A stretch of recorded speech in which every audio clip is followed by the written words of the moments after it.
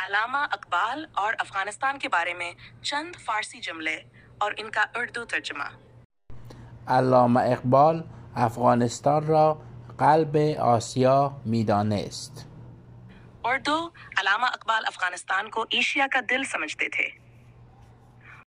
او به آینده روشن افغانستان امیدوار بود. उर्दू। वो अफगानिस्तान के रोशन मुस्तकबिल के बारे में परमीद थे। اقبال در اشعارش از فرهنگ و تمدن افغانستان ستایش می‌کرد. उर्दू। इकबाल अपनी शायरी में अफगानिस्तान की सकाफत और तहजीब की तारीफ करते थे। او اعتقاد داشت که افغانستان نقش مهمی در وحدت اسلامی دارد.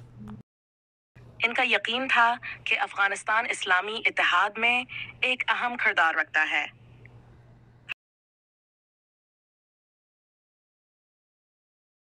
اقبال به مردم افغانستان عشق و احترام خاصی داشت.